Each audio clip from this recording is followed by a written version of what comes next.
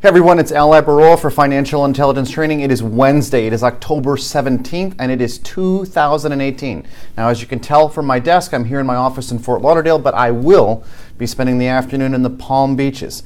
Now, there is no scheduled tour at Mar-a-Lago for me today. I make the Mar-a-Lago reference jokingly because I am shell-shocked that President Trump can blame the recent market slide on the Fed. And I really worry what his comments can do in the form of a divide. I mean, let's say that he actually comes out and he tweets during a rate hike about how he disapproves. How would the market react then? I don't think it's going to do very well, so I'm really nervous about that. But for now, let's not focus on that, but rather let's focus on the right now. And what is the right now? Well, the right now is a whirlwind of volatility. Yesterday's gargantuan day had the Dow lifted and the S&P and the Nasdaq all firmly above their 200-day moving average. And if you're watching charts, you understand the importance of that in the wake of last week's 1,500-point Dow slide.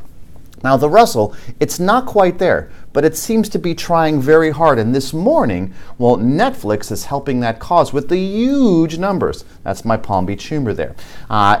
Those huge numbers that they had in their subscriber base. So let's see what happens if that actually can propel that index higher today. Now, the move may have placed a near-term bottom here, and the charts seem to indicate that, and that's a good thing. But here's what I continue to find worrisome, and certainly worth very carefully watching. Now, let me be clear. I just used the word worrisome. So I'm not calling for the end of the world, and there is no fear-mongering that's going on here. In fact, it's the exact opposite. This is meant to empower you to make better decisions about your finances and to be aware of exactly where weakness exists and what it may do to the market. So I want you to turn your attention to the financials, the transports, and the semis, because they are all currently living beneath the 200-day moving average, and this is not good. Now, I've talked about this for the last several posts because it is critically important. I'm not trying to beat a dead horse here. I'm trying to explain why this is so important. Now, understand, not good is not necessarily synonymous with bad, right? It's more of a state of the union. But here's the rub. I have found that when these three areas are not productively helping the market move higher, well, then they are pressuring it lower. Now, if you've spoken to me at all, then you know my analogy here. It's as if the market has an anchor fastened around its waist.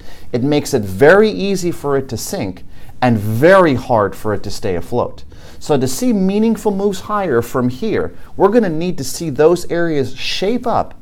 Otherwise, the averages are going to need to pull out the Herculean swim strength of Michael Phelps to stay afloat. I strongly suggest you watch these areas, gauge your risk, and look towards your correlation exposure to see how you'll manage any of the forward-walking events. Now, if you're trading all of this volatility, please remember that stock and stock options does involve a substantial degree of risk. It's not suitable for all investors. If you're looking at the charts, as I've just suggested you do, then kindly remember that past performance is not necessarily indicative of future results. I'm Al Barola for Financial Intelligence Training. Thanks for watching, everybody.